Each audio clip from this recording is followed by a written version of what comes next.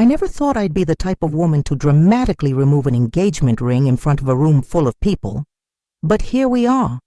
Let me tell you about the night that changed everything.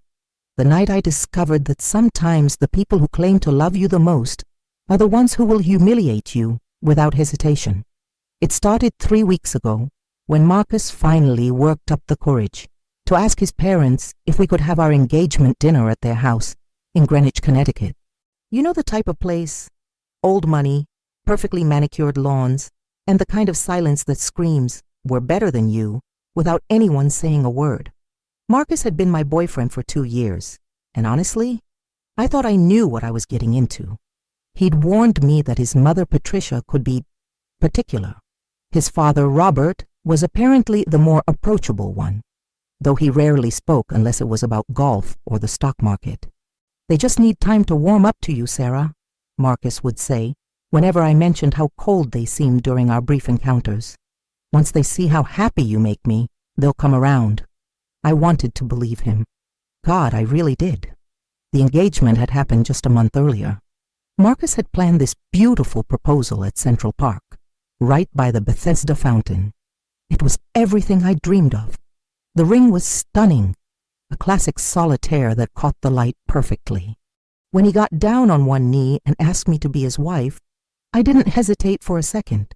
"Yes," I whispered, tears streaming down my face. "Yes, of course." We were both crying and laughing, and for that moment everything felt perfect, like we were the only two people in the world who mattered. But then came the phone call to his parents. I was sitting right next to him when he dialed their number, both of us still giddy with excitement. I could hear Patricia's voice through the phone, though I couldn't make out the exact words.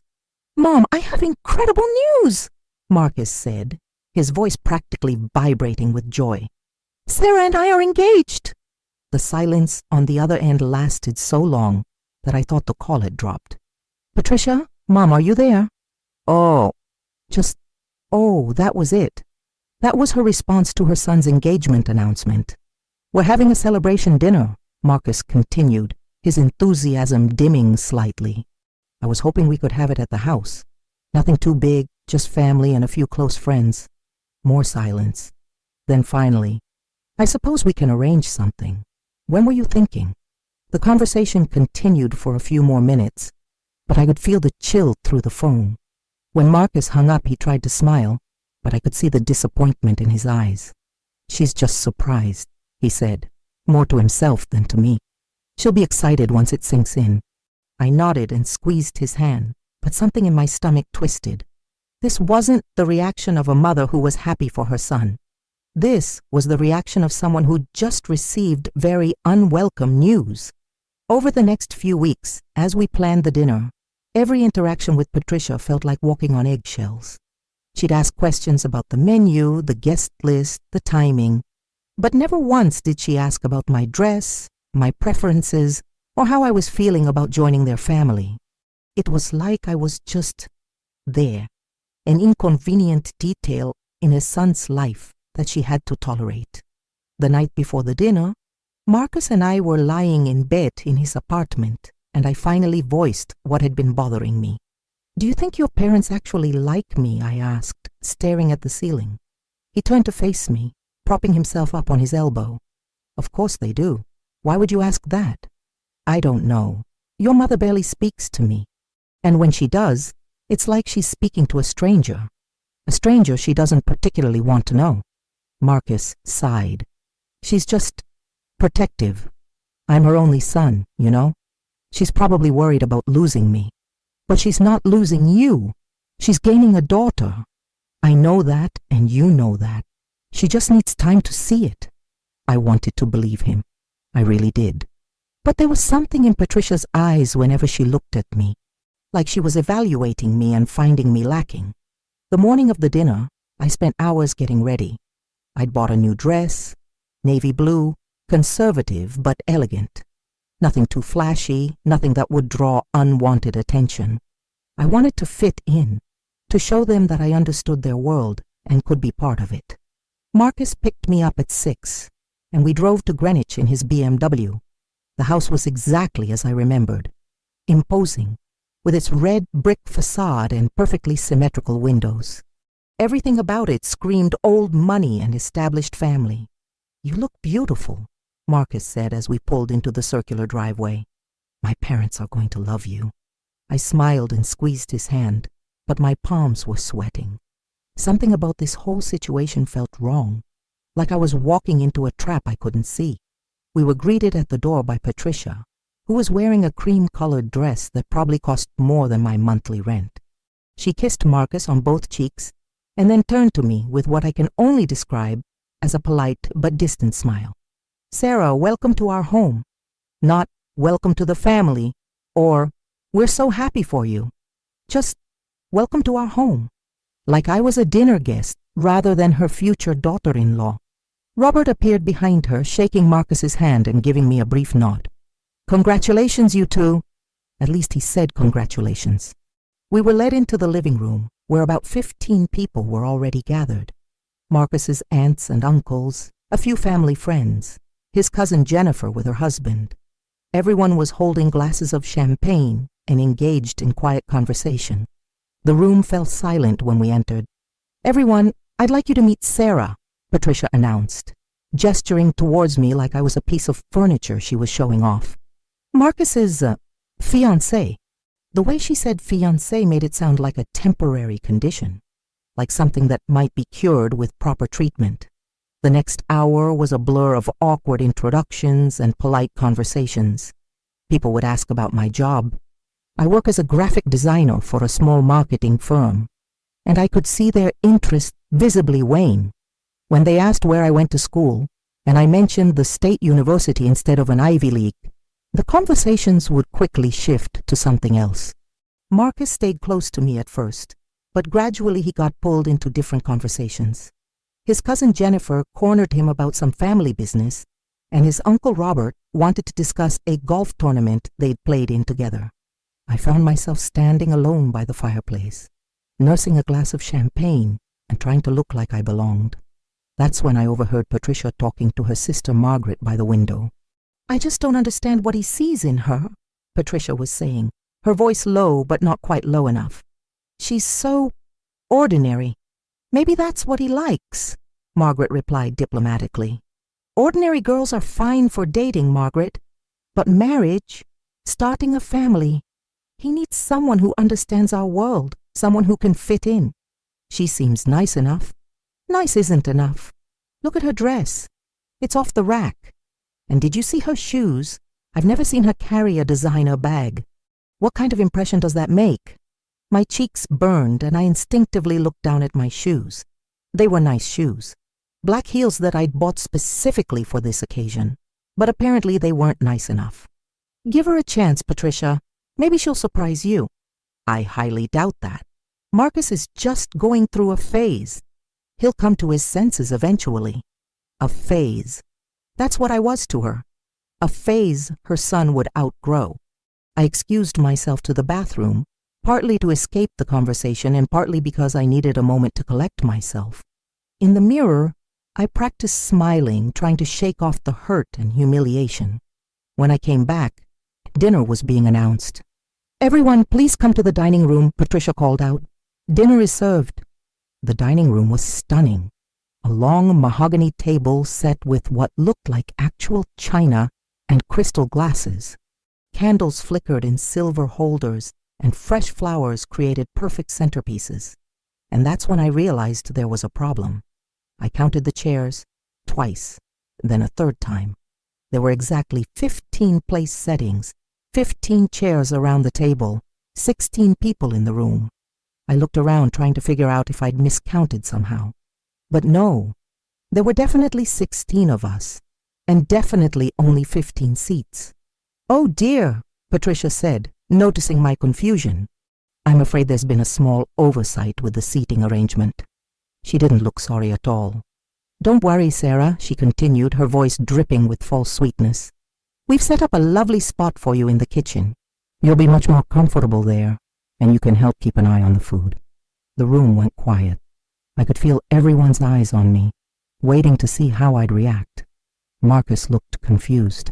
"Mom, what are you talking about? Why would Sarah eat in the kitchen?" Well, darling, we only have 15 chairs, and everyone else is family or close family friends. Sarah will be perfectly fine in the kitchen. Won't you, dear? She looked at me with those cold blue eyes, and I realized this wasn't an oversight at all. This was deliberate. This was her way of putting me in my place.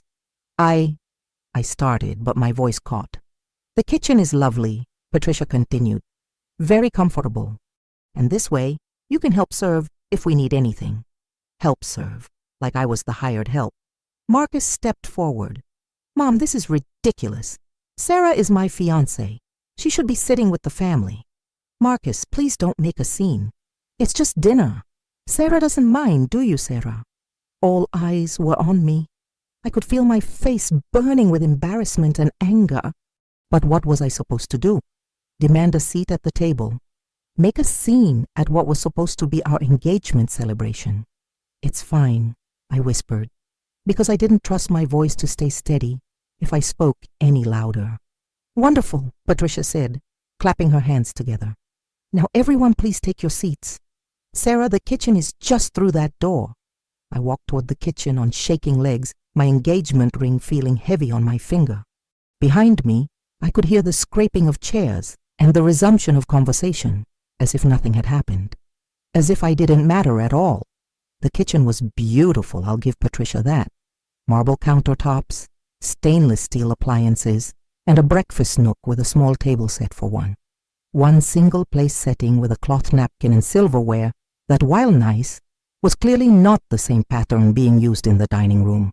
I sat down at that little table and stared at the plate in front of me. A few minutes later, a woman I didn't recognize came through the swinging door carrying a covered dish. You must be Sarah, she said with a kind smile. I'm Maria, the housekeeper. Mrs. Wellington asked me to bring you your dinner. Maria. Of course, Patricia had hired help for the evening, which made my situation even more humiliating. I was eating with the staff. Thank you, I managed, though my throat felt tight. Maria lifted the cover to reveal the same meal they were serving in the dining room. Herb-crusted salmon, roasted vegetables, and wild rice. It looked delicious, but I had no appetite. Are you all right, dear? Maria asked gently. You look upset. I forced a smile. I'm fine, just tired. She didn't believe me, I could tell, but she was too polite to push.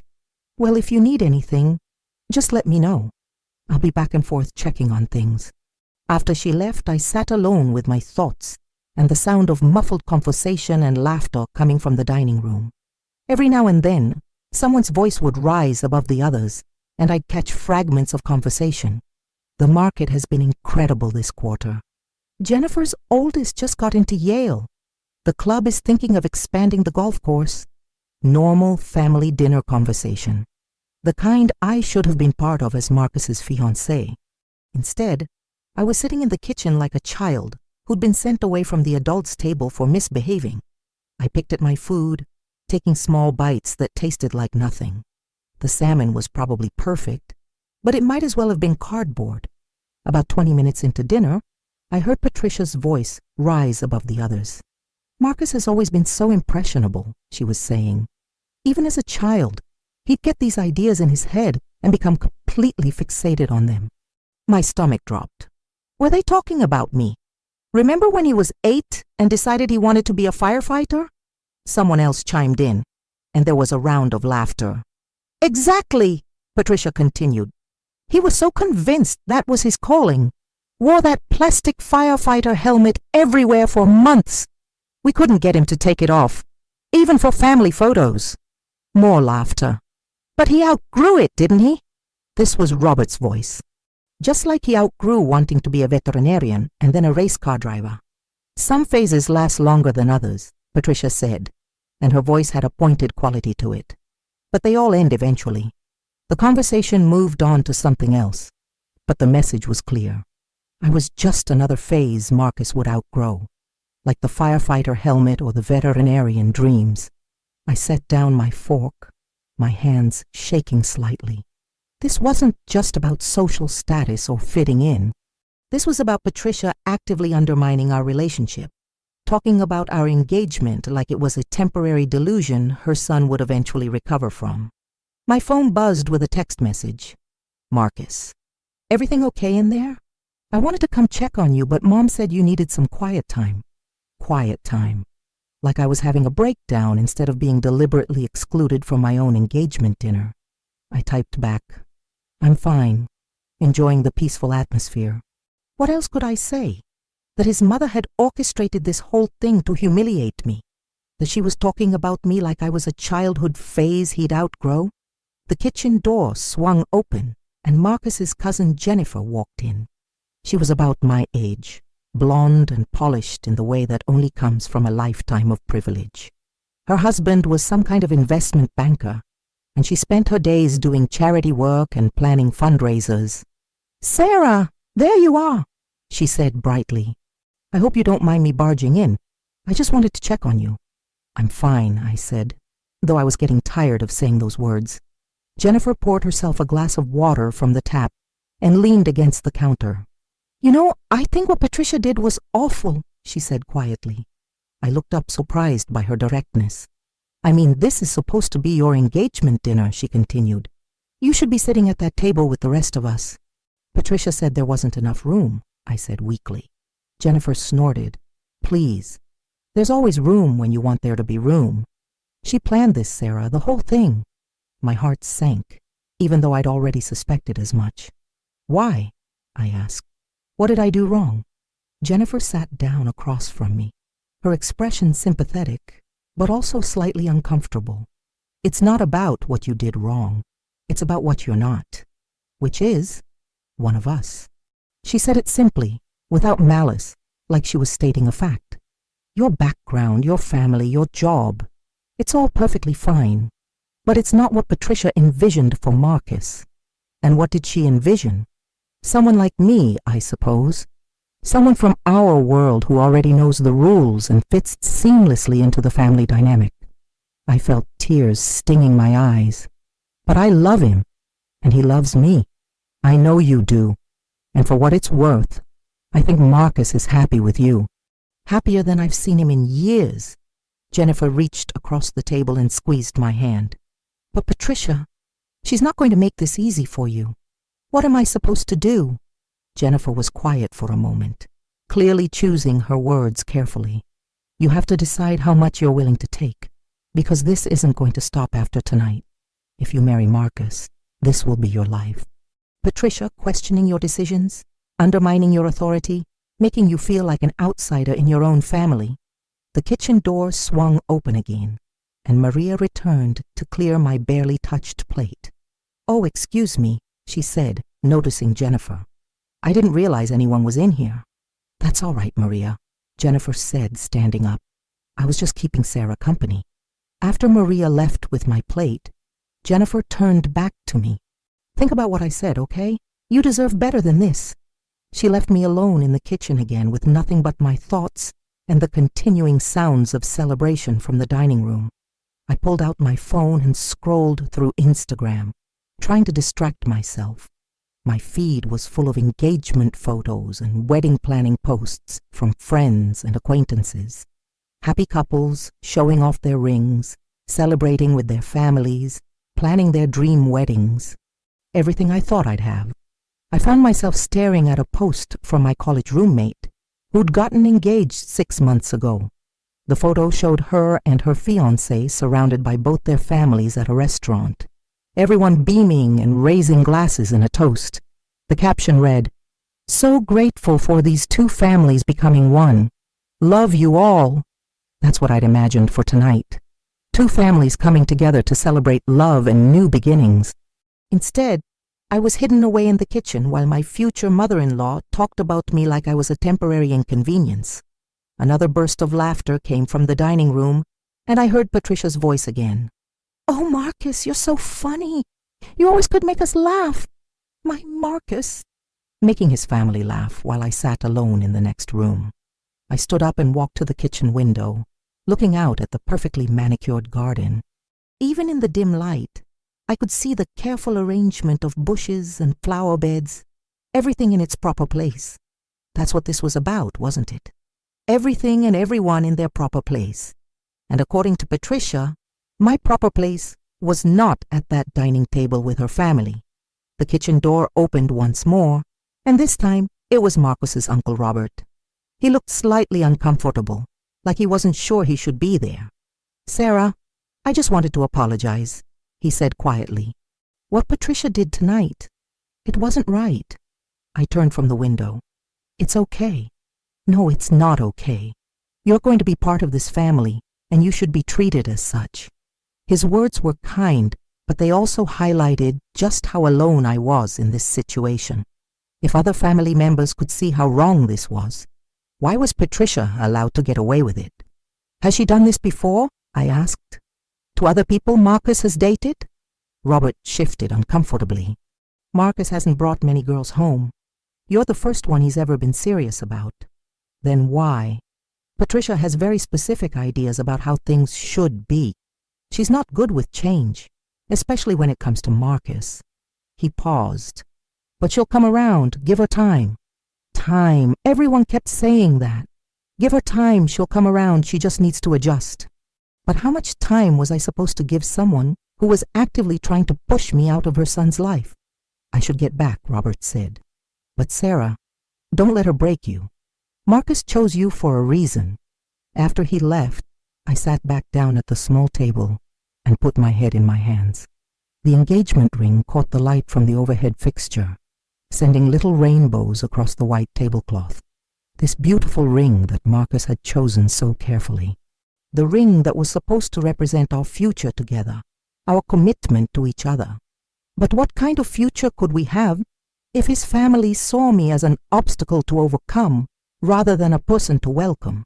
I could hear dessert being served in the dining room, the clink of spoons against plates, more conversation and laughter. They were having such a lovely time celebrating our engagement without me. My phone buzzed again.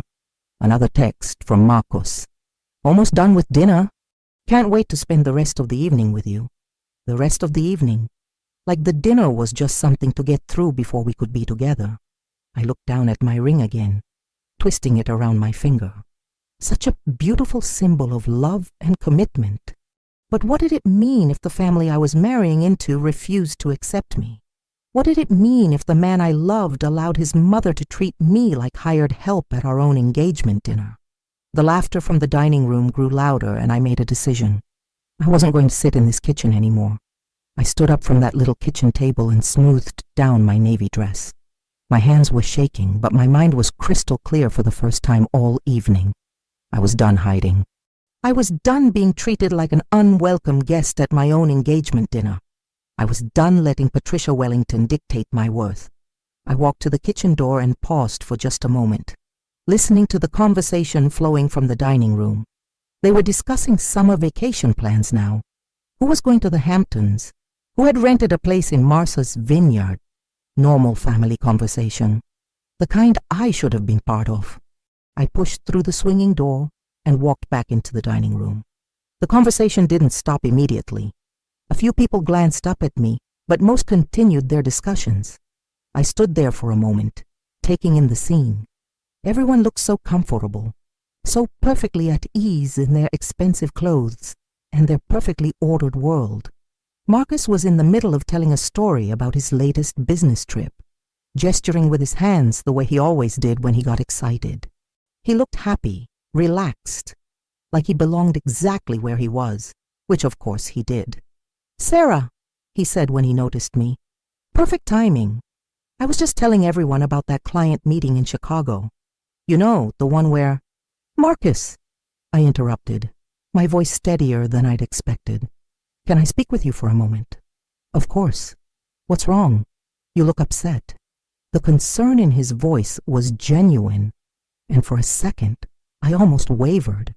This was the man I loved, the man I'd agreed to marry, the man who'd proposed to me with tears in his eyes just a month ago. But he was also the man who'd allowed his mother to exile me to the kitchen at our own engagement dinner. "I need to say something," I said, loud enough for the whole table to hear me. To everyone. The room fell silent. 15 pairs of eyes turned towards me, and I could feel Patricia's gaze like ice water. "Sarah," she said, her voice sharp with warning. "Perhaps we should discuss whatever this is privately." "No," I said, surprised by how firm my voice sounded. I think I've been private enough for one evening. Marcus stood up, confusion written all over his face. Sarah, what's going on? You're scaring me. I looked at him, this man I'd planned to spend my life with, and felt my heart breaking. When you proposed to me, what did you say? What? When you got down on one knee at Bethesda Fountain. What did you say? Marcus glanced around the table, clearly uncomfortable with the audience. I said I loved you, that I wanted to spend my life with you. And what else? I said I wanted you to be part of my family. Part of your family. I repeated the words slowly, letting them hang in the air. And yet tonight, at our engagement dinner, I was sent to eat alone in the kitchen while everyone else celebrated at this table. Sarah, please, Patricia interjected. There was simply a misunderstanding with the seating arrangements. Nothing more. I turned to face her directly. Mrs. Wellington, with all due respect, there was no misunderstanding. You deliberately excluded me from this dinner. You counted the guests. You planned the seating. And you made a conscious choice to have your son's fiancé eat with the help instead of with the family. A few people shifted uncomfortably in their seats. Jennifer was staring down at her dessert plate, and Uncle Robert was shaking his head slightly. I think you're being a bit dramatic, dear, Patricia said, but her voice had lost some of its authority. Am I? I asked. Let me tell you what I heard while I was sitting alone in your kitchen. Marcus stepped toward me. Sarah, maybe we should talk about this later. At home. No, Marcus. I'm tired of waiting for later.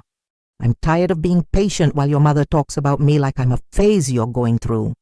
Like I'm some kind of childhood obsession you'll eventually outgrow. Patricia's face went white. I never said... You compared me to Marcus's desire to be a firefighter when he was 8 years old, I said, my voice getting stronger. You said some phases last longer than others, but they all end eventually. The silence in the room was deafening. Marcus looked like he'd been slapped. Mom, he said quietly, tell me she's wrong. Tell me you didn't say that. Patricia's mouth opened and closed, but no words came out. And it wasn't just that, I continued. I heard you tell your sister that I'm too ordinary for your son, that my clothes aren't expensive enough, my background isn't impressive enough, my entire existence isn't worthy enough for your family. Sarah, Patricia started. I'm not finished. The words came out sharper than I'd intended, but I was past caring about politeness. Do you want to know what I do for a living, Mrs. Wellington? I'm a graphic designer. I help small businesses create their brand identities. I help people tell their stories through visual design.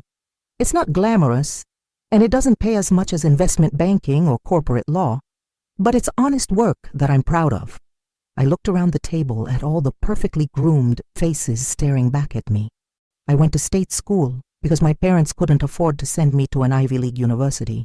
They worked 2 jobs each to put me through college, and I graduated with honors and no debt because I earned academic scholarships. I'm proud of that too. Marcus was staring at me like he'd never seen me before. Sarah, you don't have to... Yes, I do, I said, because apparently none of you know who I actually am. You've all made assumptions based on my clothes and my background and my job, but you've never bothered to actually get to know me. I turned back to Patricia. You want to know what I see when I look at your son? I see a man who's kind and funny and passionate about his work. I see someone who volunteers at the animal shelter on weekends and who cries during sad movies, even though he tries to hide it. I see a man who calls his grandmother every Sunday and who still keeps the watch his grandfather gave him, even though it stopped working years ago. Marcus's eyes filled with tears, and I had to look away before I lost my resolve. I love your son, I said, my voice starting to shake. I love him enough to want to be part of his family, even when that family makes it clear that I'm not welcome. I love him enough to sit alone in a kitchen during our engagement dinner because I didn't want to cause a scene. Then why are you causing one now? Patricia asked, her voice cold. Because I realized something tonight, I said.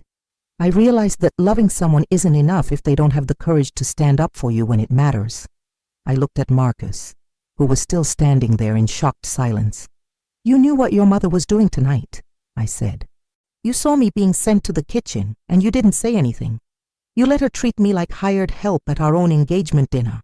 I thought you were okay with it, he said weakly. You said it was fine. Because what choice did I have? Make a scene? Demand a seat at the table? Force my way into a family that clearly doesn't want me? The tears I'd been holding back all evening finally started to fall. I thought that if I was patient enough, polite enough, accommodating enough, eventually I'd earn my place here. But tonight I realized that's never going to happen. Is it, Mrs. Wellington? Patricia lifted her chin defiantly. I think you're being hysterical. No, I said. I'm being honest. For the first time tonight, I'm being completely honest. I looked down at my left hand, at the beautiful solitaire diamond catching the light from the chandelier. This ring that had meant everything to me just a few hours ago. Marcus, I said softly, do you remember what you said when you gave me this ring? He nodded, unable to speak. You said it represented our promise to each other, our commitment to building a life together, to being partners in everything. I twisted the ring around my finger, and several people at the table leaned forward, sensing what was coming.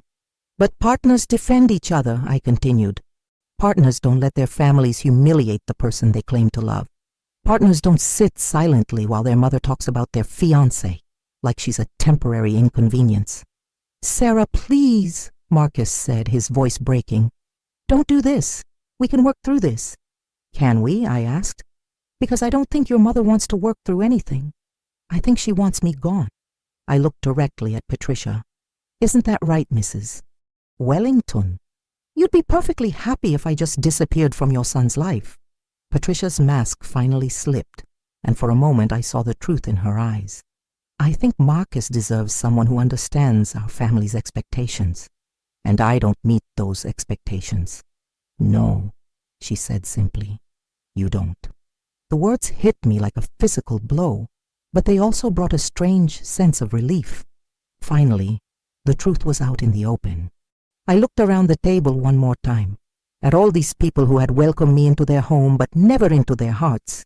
People who had smiled politely while judging every aspect of my life. Then I looked at Marcus, the man I'd planned to marry, who was still standing there in stunned silence. I'm sorry, I whispered, though I wasn't sure who I was apologizing to. And then I did something I never thought I'd have the courage to do. I slipped the engagement ring off my finger.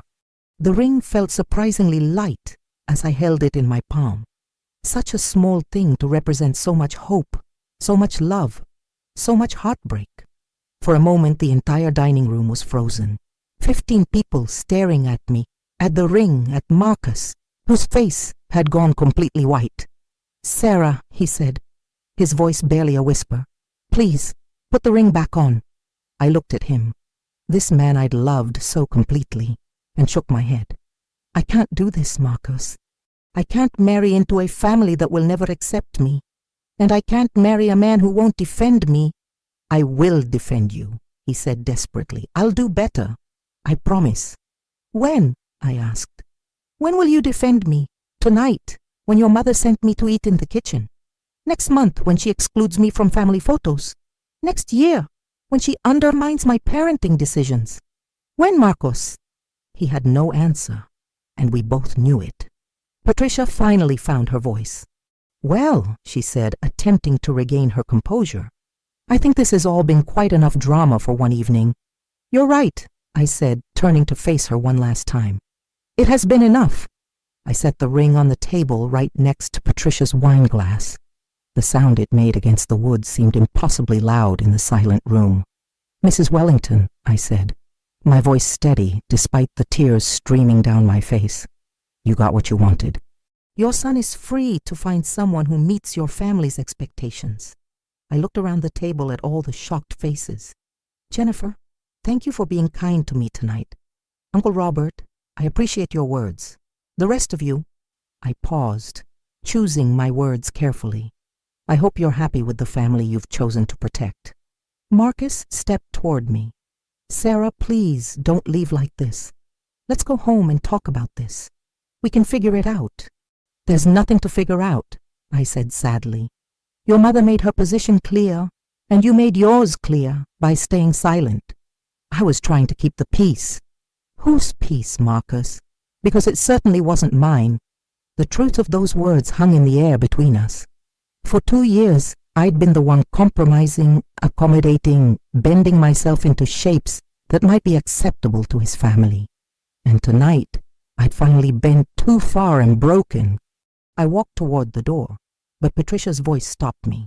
Sarah. I turned back, half hoping she was going to apologize, to say she'd been wrong to ask me to stay. You're making a mistake, she said instead. Marcus is a good man from a good family. You'll never find better. The casual cruelty of it took my breath away. Even now, even after everything, she couldn't resist one final insult. You're right about one thing, I said. Marcus is a good man, but a good man wouldn't let his mother treat the woman he loves the way you've treated me tonight. I looked at Marcus one more time. I'm sorry it had to end this way. I really did love you. Sarah, wait! But I was already walking out of the dining room, through the front hall, and out the door, into the cool Connecticut evening. The valet who'd parked our car looked confused when I asked for a taxi instead, but he called one without question. As I waited on the circular driveway, I could hear raised voices coming from inside the house. Marcus had finally found his voice, apparently. Too late, but at least he'd found it. The taxi arrived within 10 minutes and I slid into the back seat with relief. Grand Central Station, please. The driver nodded and pulled away from the house. I didn't look back. My phone started buzzing almost immediately. Marcus calling. I let it go to voicemail, then turned the phone off entirely. Whatever he had to say, I wasn't ready to hear it. The train ride back to the city was a blur. I stared out the window at the darkness rushing past and tried to process what had just happened. 3 hours ago, I'd been an engaged woman getting ready to join a new family. Now I was, what? Single? Heartbroken? Free? Maybe all of the above. When I got back to my apartment, I poured myself a large glass of wine and sat on my couch, staring at my bare left hand. The pale band of skin where the ring had been looked strange and foreign. I thought about calling my best friend Lisa or my sister or my parents. But what would I say? That I dramatically removed my engagement ring in front of my ex-fiancé's entire family. That I'd finally stood up to his mother after 2 years of taking her subtle insults and passive aggression. Instead, I just sat there in the quiet of my apartment and let myself feel everything I'd been holding back all evening. The hurt, the anger, the humiliation, the relief. Yes, relief. Because as much as it hurt to lose Marcus, it felt good to finally stop pretending that everything was okay when it wasn't. My phone had 17 missed calls and 12 text messages when I finally turned it back on the next morning. Most were from Marcus, but there were also messages from Jennifer and Uncle Robert. Jennifer's text was short but sweet. I'm proud of you for standing up for yourself. You deserve so much better. Uncle Robert's was longer. Sarah, I'm sorry about last night. What Patricia did was inexcusable, and what Marcus allowed to happen was worse. You're a strong woman with a good heart. Don't let last night make you think otherwise. But it was Marcus's voicemail that made me cry. His voice was raw, broken, like he'd been crying too. Sarah, I know you probably don't want to hear from me right now, but I need you to know. I'm sorry. I'm so fucking sorry. You were right about everything. I should have defended you. I should have stood up to my mother. I should have walked out of that dinner with you instead of letting you sit alone in the kitchen like you didn't matter. His voice broke, and I could hear him taking shaky breaths. You do matter. You matter more than anyone or anything. And I was a coward for not showing that last night. I love you, Sarah. I love your strength and your kindness and the way you see the best in people even when they don't deserve it. I love that you worked your way through college and that you're proud of your job and that you don't apologize for who you are. He paused, and when he spoke again, his voice was different, stronger. I told my mother this morning that she owes you an apology, a real one. And I told her that if she can't accept the woman I love, then she's going to lose her son. Because I choose you, Sarah. I should have chosen you last night, but I'm choosing you now.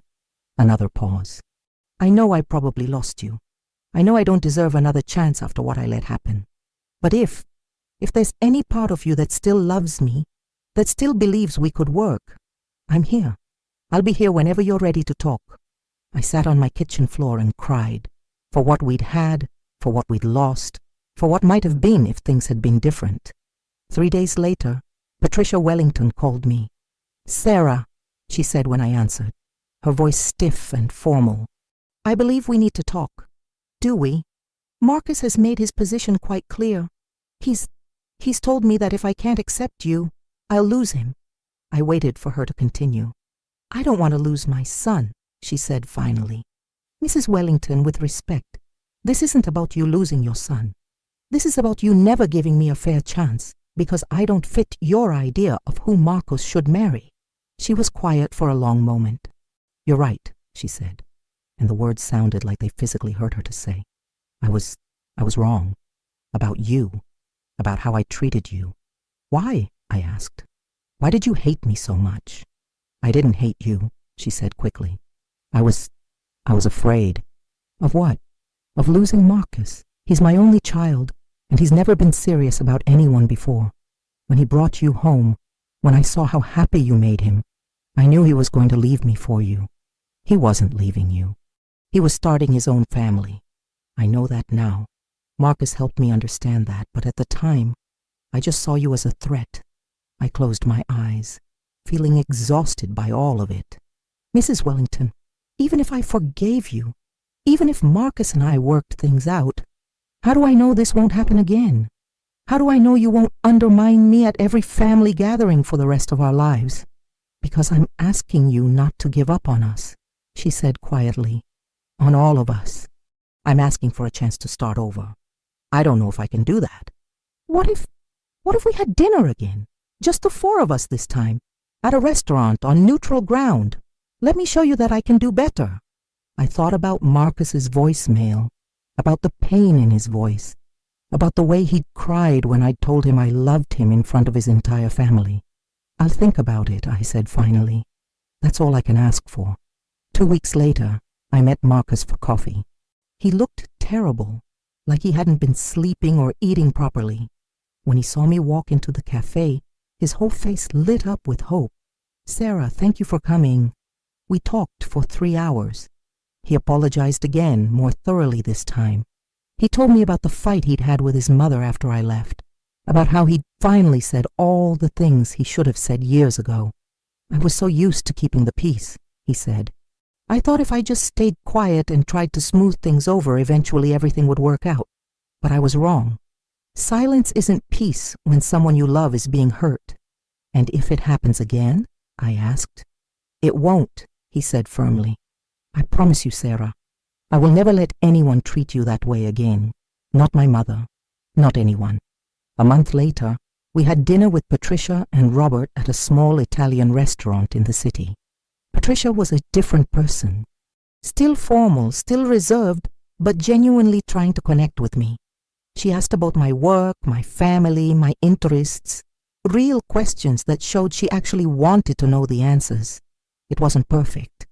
Trust isn't rebuilt overnight, but it was a start. 6 months after that terrible engagement dinner, Marcus proposed to me again. This time, it was just the 2 of us on the rooftop of our apartment building, with the city lights spread out below us. "I know I don't deserve another chance," he said, getting down on one knee with a different ring. "Simpler, but somehow more beautiful.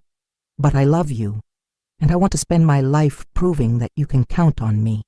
Will you marry me?" I said yes, because sometimes love is about second chances. Sometimes it's about fighting for what matters, even when it's hard. Our wedding was small, just immediate family and close friends. Patricia gave a speech at the reception about how proud she was to welcome me into the family, and I actually believed her. Because sometimes people can change. Sometimes families can heal, and sometimes standing up for yourself in a moment of crisis is exactly what everyone needed to see who you really are. The ring felt different on my finger this time.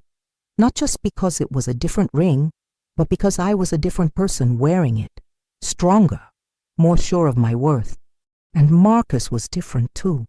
The man who'd stayed silent while his mother humiliated me was gone, replaced by someone who would fight for us, for our love, for our future together. That terrible night in Greenwich had broken us. But sometimes things have to break before they can heal properly. Sometimes you have to take off the ring to remember what it really means to wear it.